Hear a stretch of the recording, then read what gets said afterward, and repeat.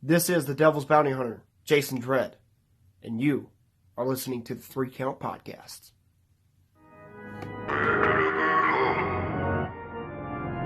Weighing in at an unbelievable weight that you might hate, but you can't even Dang, high pass, we find that drag ball at.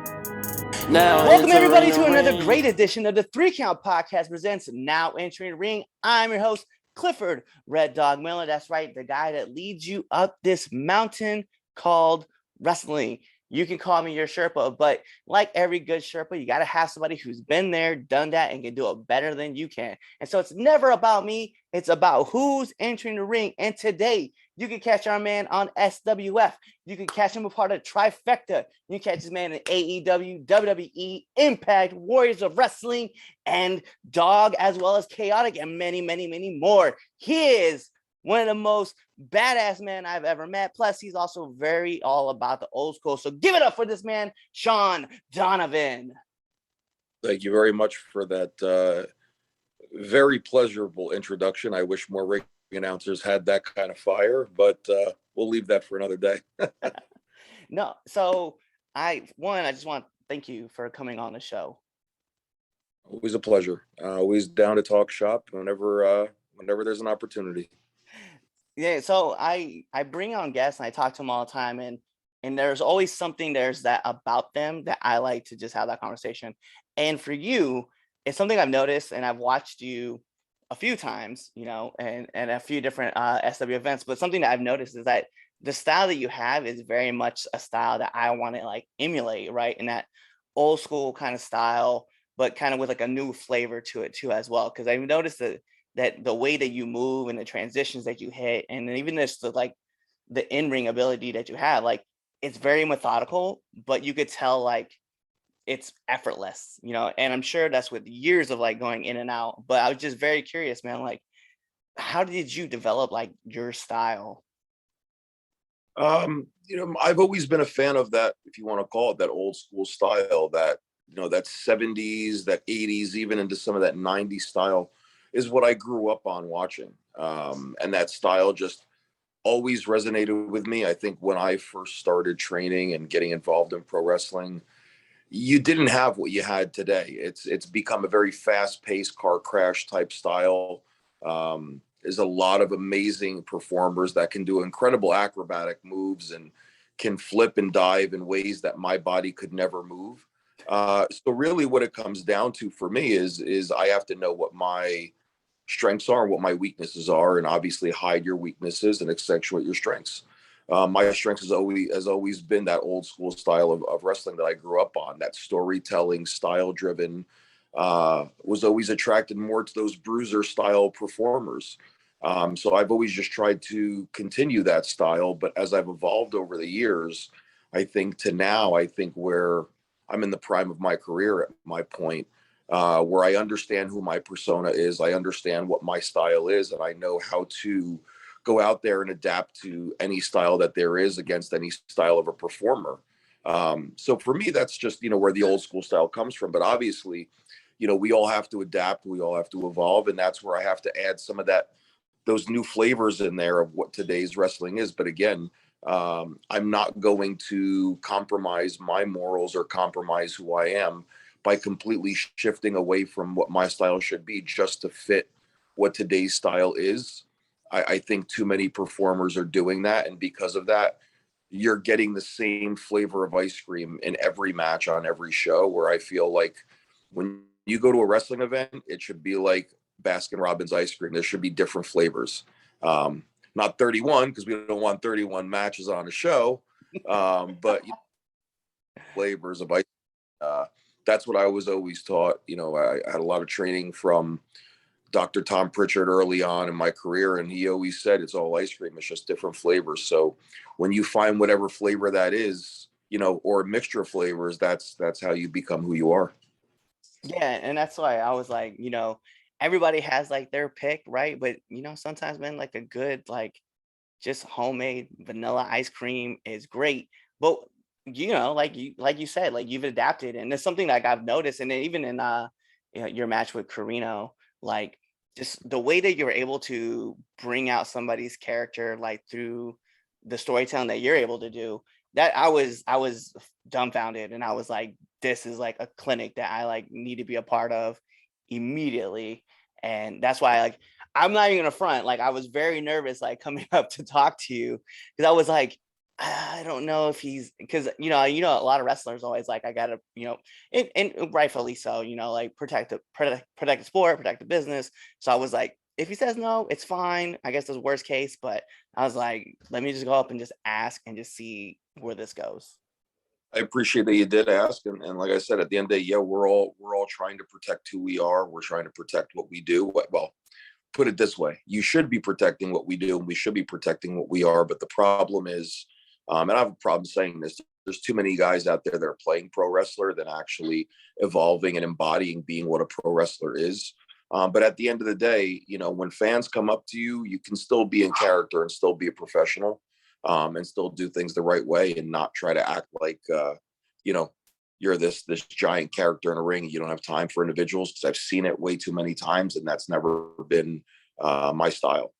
So, again, always open to having discussions and trying to educate, but also at the same token, even in platforms like this, being able to just try to bring back what our business is supposed to be, what our sport is supposed to be like, and try to teach some of the young up and comers the roots of our business that aren't really being taught too much today. So, when you talk about storytelling, that is something that I don't see very much of it being done these days. A lot of it I see again are those amazing car crashes, but the car crashes are great, but if there's no emotion or story behind it, I think Jake Roberts always said, about the moves, that the moves are instant gratification, but it's the emotion that will last you, beyond leaving that building.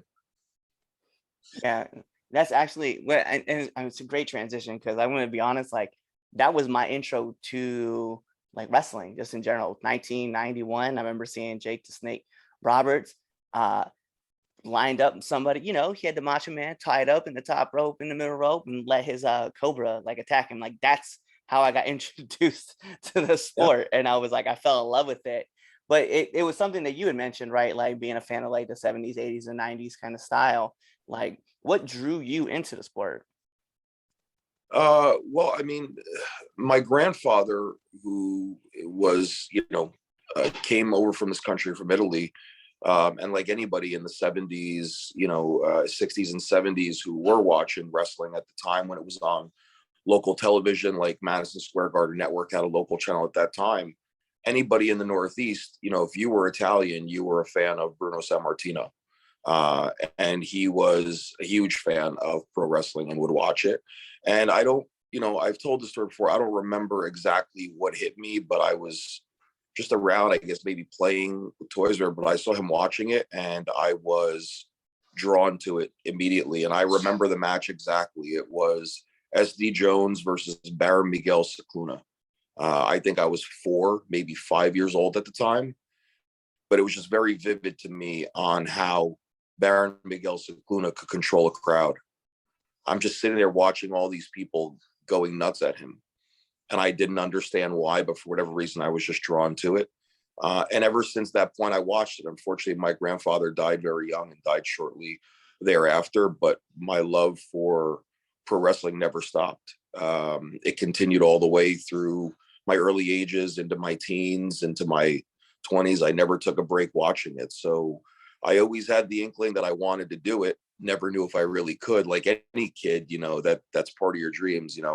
I had backup dreams, wanted to be a police officer, but in my heart, I always wanted to be a pro wrestler. So, that's just how I got into it, and never stopped. And unfortunately, I think at that time frame, it wasn't cool to like wrestling in a way.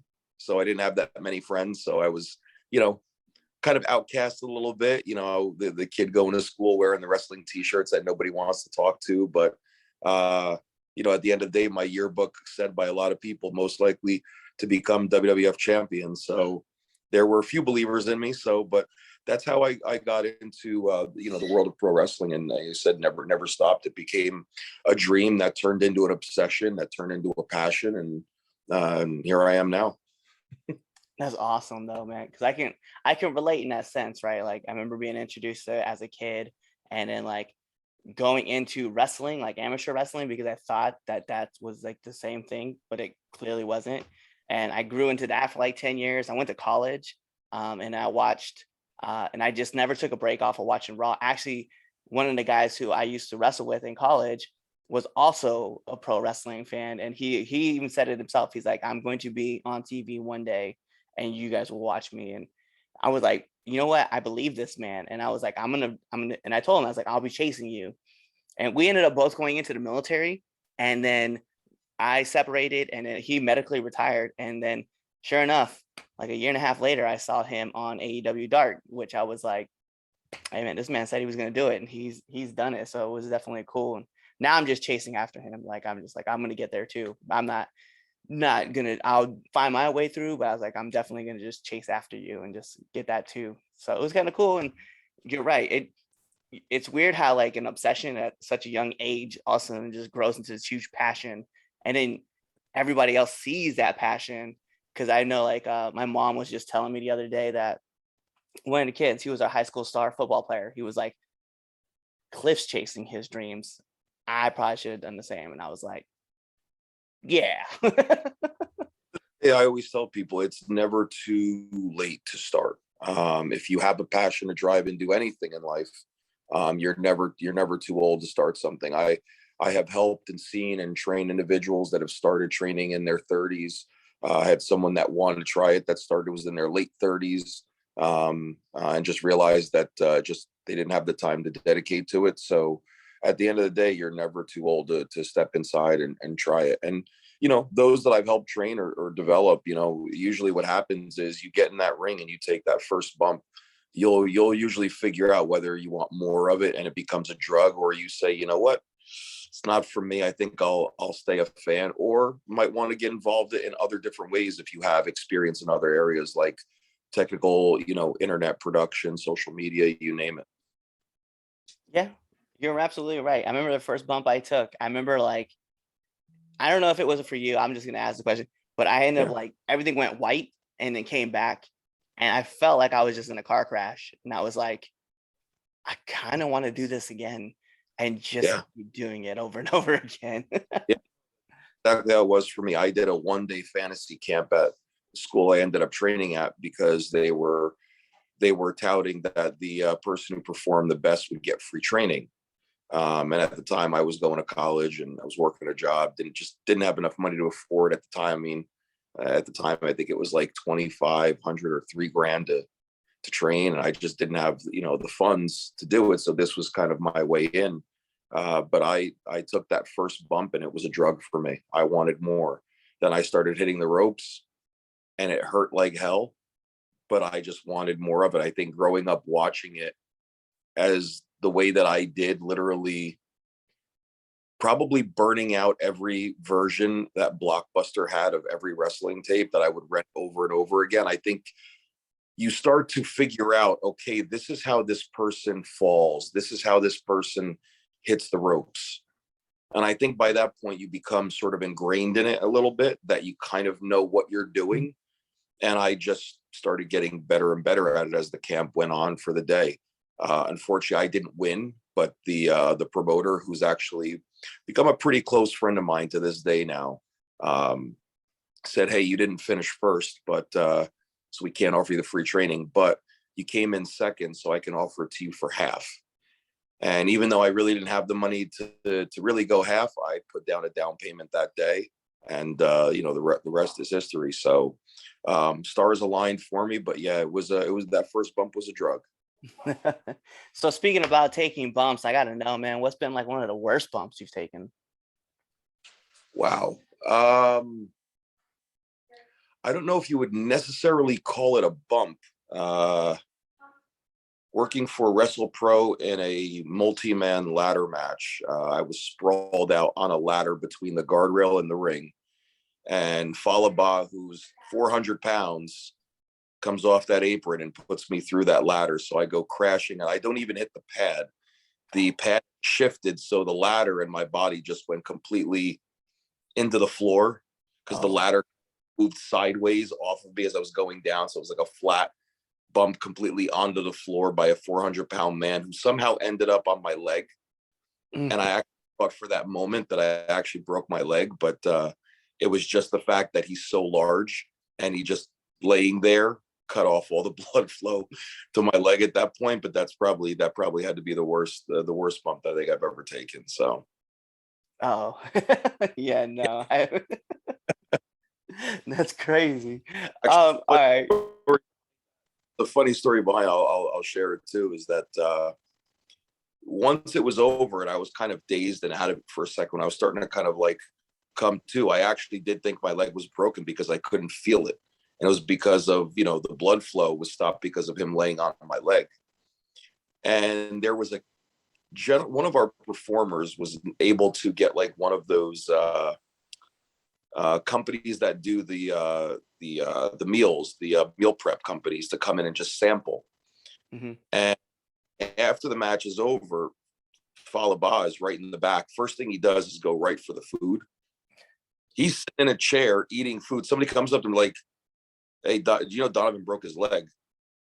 He's like, he's just working. He's like, "No, he really broke his leg." And he just sat there and kept eating. He's like, "No, he's working."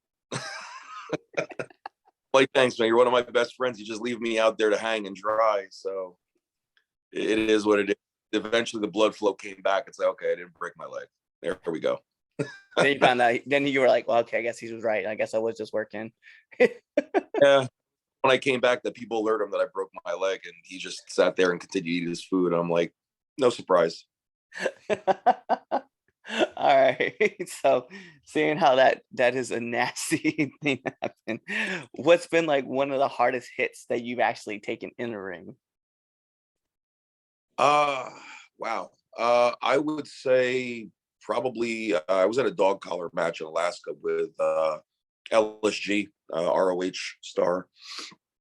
And he, I don't want to say it was really necessarily a hit, but there was a beam in the center of the ring area, and I was walking past it, and he pulled me during the match. Obviously, he pulled me back by the chain. I didn't necessarily realize that post was there, and it was full force. It's a steel beam, and I just went crashing full force. My whole shoulder and back went into that. I think the effects of that to this point, because those matches are pretty brutal. But on top of that, I think just being whipped by a metal chain is not something that is supposed to happen to one's body. So I would say those two are probably some of the hardest hits. But when you respect the peers that you work with, sometimes it gets more physical because there's that respect factor there. You know what they say though, like if you can't hit your friends hard, then who can you hit? Yeah, that's kind of true. So like people who watch our show, like they know like Chaz actually hosts the debate shows, and we train together. And yeah, every once in a while, like we'll be like, "Hey, let's just run a quick practice match, just you and me." Like, all right, cool. And so his way of like turning up the intensity is he just full on slaps me just in the face, and then I'm just like, all right, I'm sorry, man, you're 160 pounds, about to break the shit out of you right now.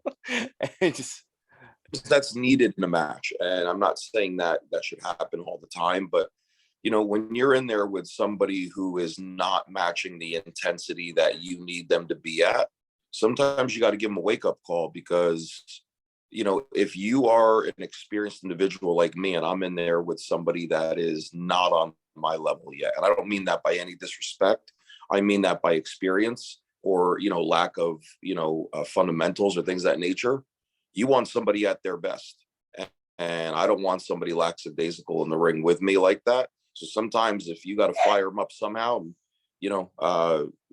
one of my buddies, actually Justin Carino, it was on an event with Pete Dunne, before NXT had officially signed him and a number of the other European performers a number of years back. And he said to Justin, don't be afraid to make somebody feel uncomfortable in the ring, because two things are going to happen. Either number one, they're gonna fire back, or number two, they're gonna cower away. and then you'll find out what type of performer you're in the ring with. So I've always kind of had that mentality, but it kind of rang true with me. And hey, that's what it is. Sometimes you got to fire somebody up. Nothing should say fire me up like somebody slapping somebody across the face. Should be a wake up call, because what we do is not easy, and it takes two people on the same level to perform for what we're doing. We're performing for the fans. We're there to give them their money's worth, and if somebody's not gonna step up and give their money's worth that's in the same ring as I am, then it's not going to be a fun day at the office for that individual. I like that though. That's some great advice, and that's just great, like, kind of knowledge about it. A question I want to kind of shift, right? Like post match. We could talk more stories afterwards, but I'm very curious. What is your post match meal or post event meal that you gotta have? For me, if I'm in the area, it's got to be Wawa. Anybody that's on the East Coast, Philly, South Jersey, Wawa is very similar to a Sheetz in the Midwest, or 7-Eleven or Quick Check, if you want to call it that, those convenience stores. But for me, it's 100%, it's Wawa all the way. Whatever I can get my hands on. Could be a sandwich, it could be both, it could be a brownie, a cookie, doesn't matter for me. That's a post-match meal. Actually, again, I'll kind of take it to just a quick funny story too. That event that I worked just in Carino, I actually, earlier in the day, there was an old school sandwich shop that you don't see too many of them around, so I went and ordered a sandwich that I was going to have as my post-match meal. And I noticed during the day in the locker room there was a performer there who brought his dogs with him. And I'm thinking, what? Who allowed dogs in the locker room? I mean, no offense, the dogs shouldn't even be there because they're not even getting the attention they should be getting, let alone not environment for them.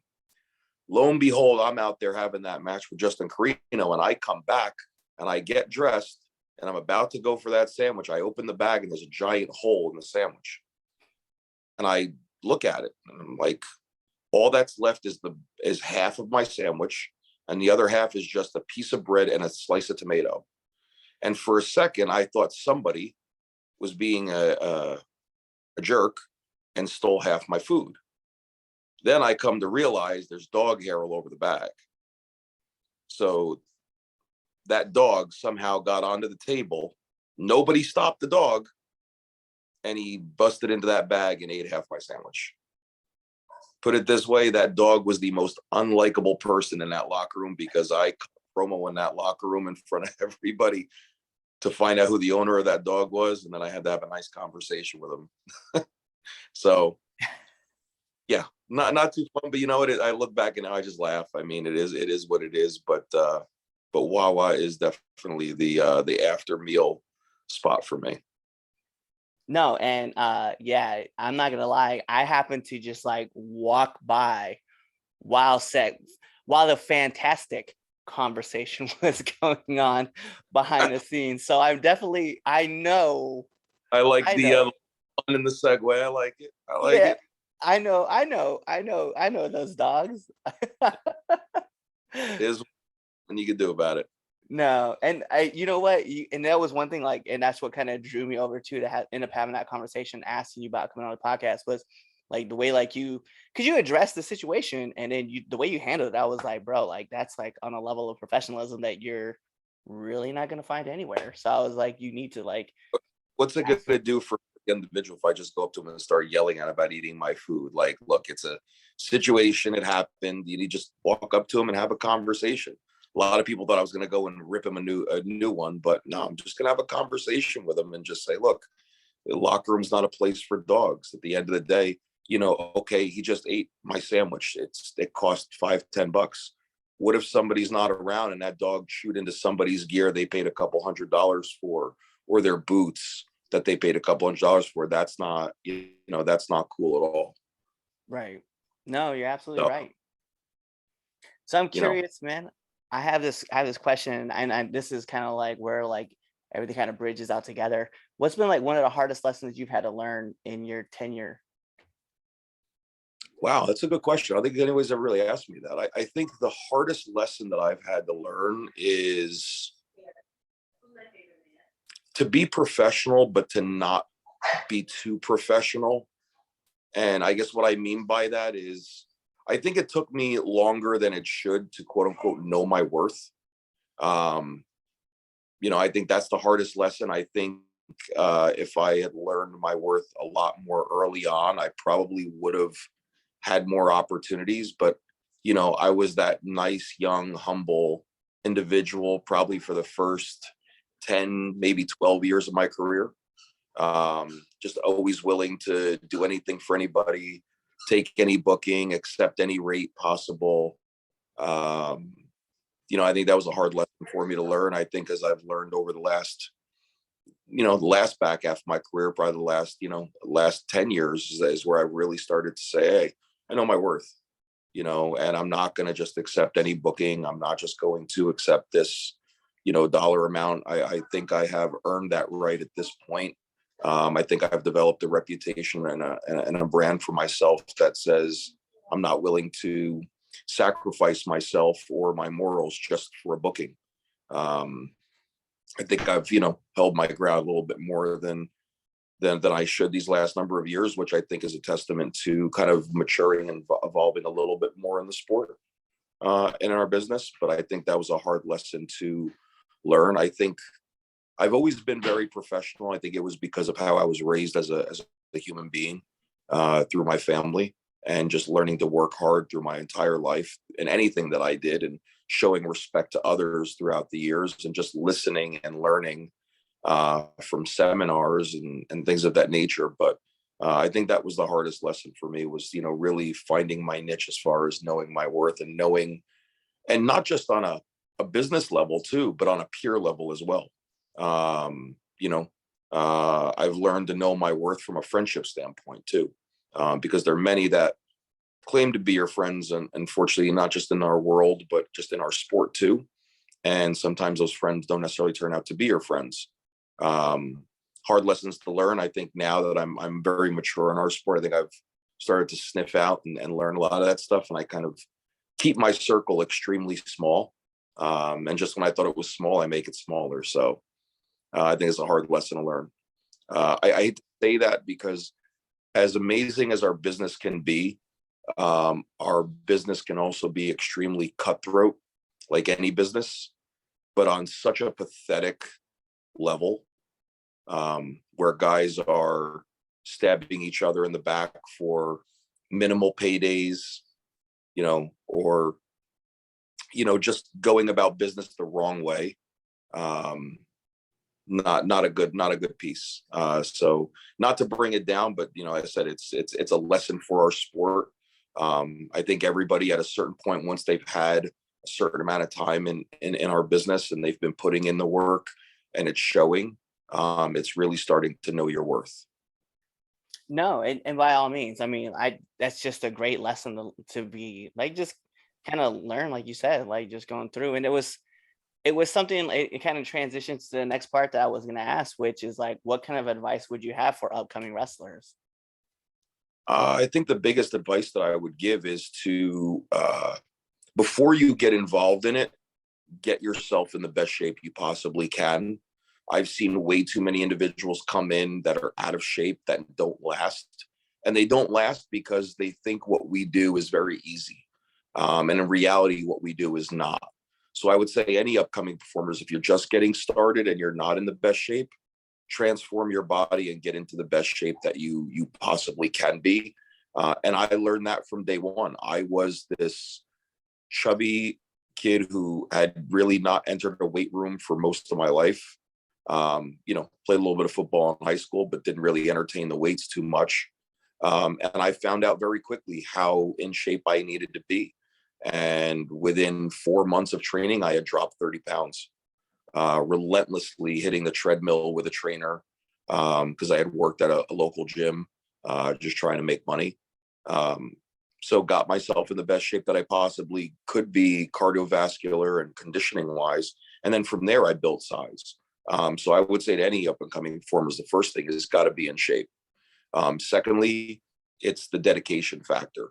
And it's the willingness to sacrifice very early on.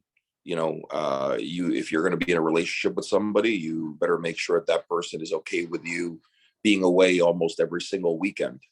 And you've got to do the drives early on, sometimes not even being booked, doing the drives early on just to set up rings, set up chairs, just to be available to do anything that a promoter needs. And if you go back multiple times and do it, eventually it will pay off and you will get a spot. I've seen it happen on more than one occasion.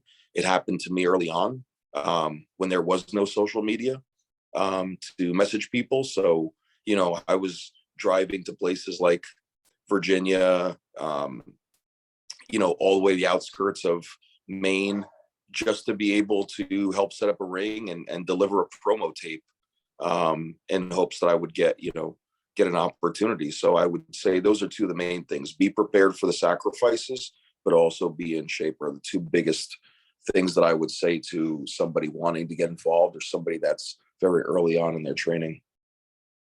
I like that though. And it's one, just being in good shape just in general, like, is just good for you and your mental health. Like, trust me, like, when I say this to y'all, just mental health awareness is something that's necessary, and getting in good shape is always going to release those endorphins and help you, like, and want to keep No, you motivated. So it's definitely always a plus.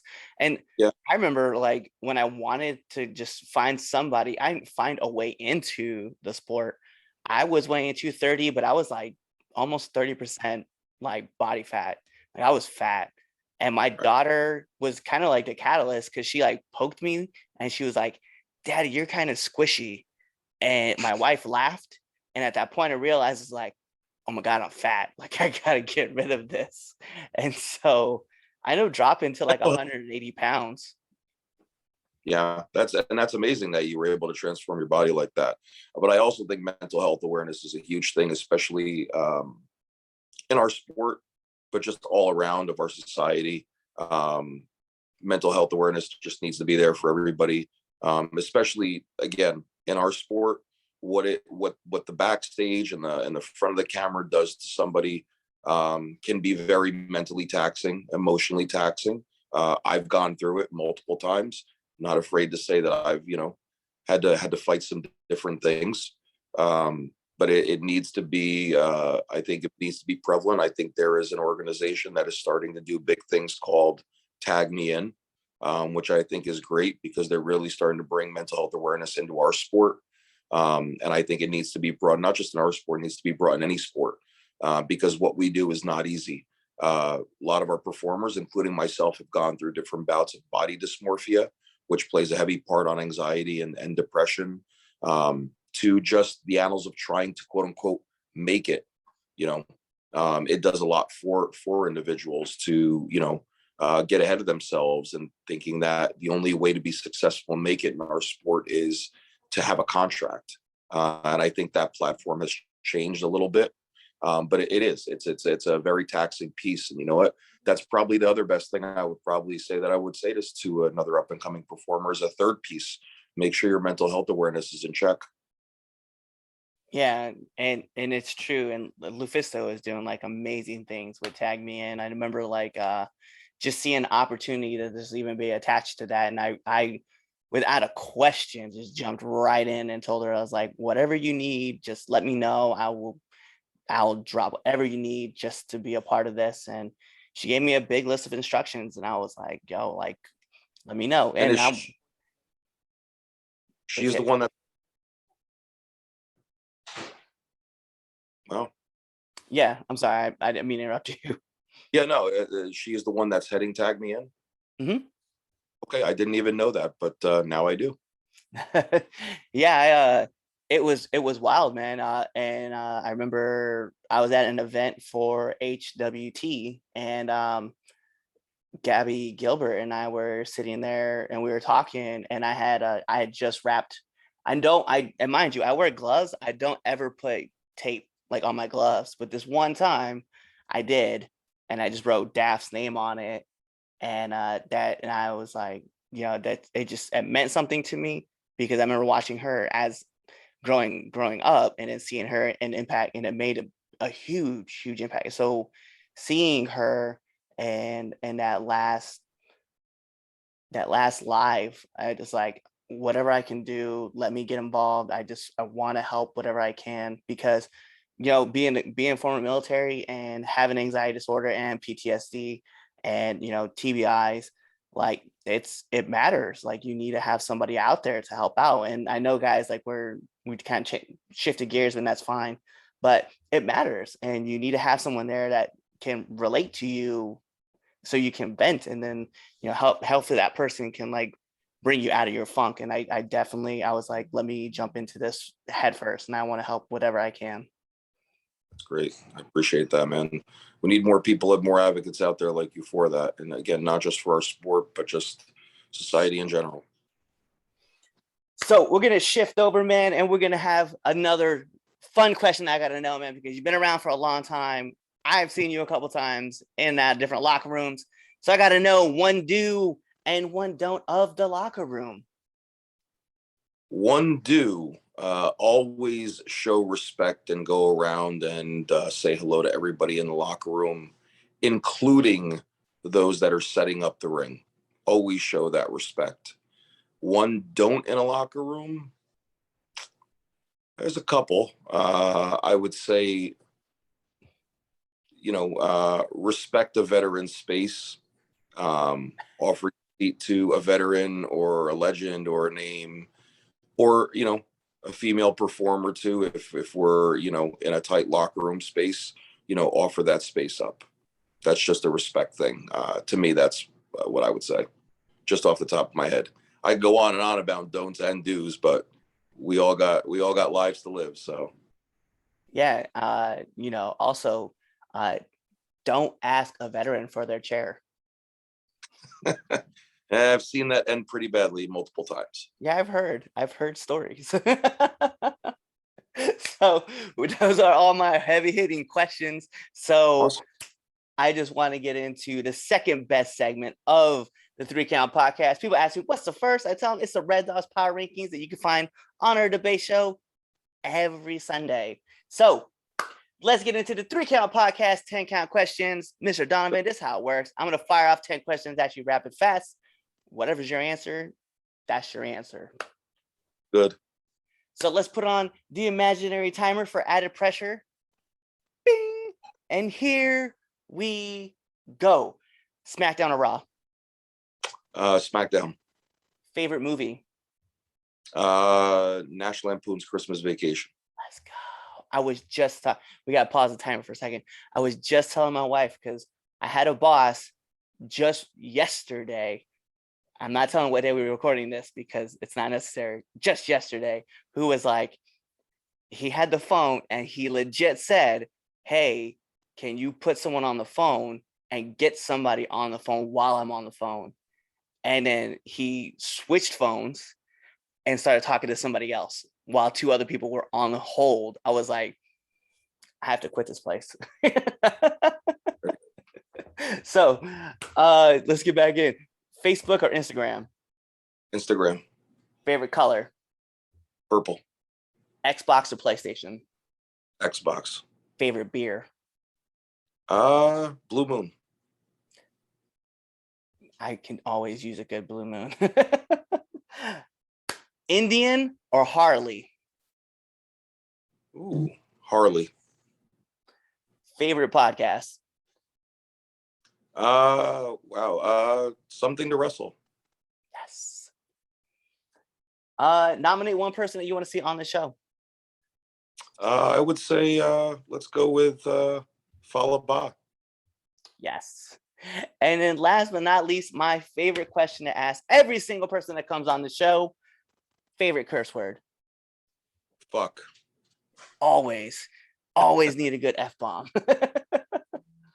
Well, are we allowed to curse on this? Oh, definitely, because I tell everybody, if you have not looked up the history of the F word and just go see it on YouTube, it is an incredible video of the word fuck. I have my favorites, actually. My girlfriend has a very good string of curse words where she will say cocksucking motherfucker, and it just makes me pop all the time. Bet. Well, there you guys have it. So all I need from you, Shawn, is to let our viewers and our listeners know where they can find you. You can find me on Facebook under Shawn Donovan. You'll see my ugly mug on there. Instagram and Twitter, you can find me at Shawn Donovan01. I think I have a Snapchat. I don't think I've used it in like 3 years, so I have absolutely no idea what the handle is. And I think somewhere along the universe, there's still my MySpace account, but don't remember what that's on either. So, but those are platforms you can find me on at any point. I just recently found out that my MySpace was still active. I was like, what? Isn't got to find that top 5 for 10 friends list is. Yeah, when I learned to code just for like those 3 weeks to impress a girl, and then like it didn't work, and I didn't have her in my top 8, so whatever. It is. But that's it. We gotta take it home, man. So you guys know what that means. This is the 3 Count Podcast presents Now Entering the Ring. And like I said, I'm your host, the man that leads you up this mountain called wrestling, your Sherpa, Clifford Red Dog Miller. But it's never about me. It's always about the other Sherpa, the more experienced Sherpa, the guy who can teach me how to get up this mountain more efficiently and faster. That's him right there, Shawn Donovan. You guys see him. He is the man, the myth, the legend, the hardcore biker himself. And you guys know what to do. Tune into the next episode and be there, or you just wait for this episode to end. You wait for that outro, and then you just choose another episode. Peace. What's going on, 3 Count Nation? I'm Clifford Red Dog Miller with the catchphrase. But what I really want to do right now, go to twitter.com, right?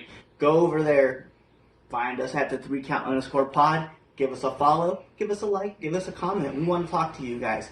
Go to IG at the 3countpod, give us a like, give us a follow, leave us a comment. We want to interact with you. Go to youtube.com, give subscribe, turn the bell on, turn the notifications, leave a comment.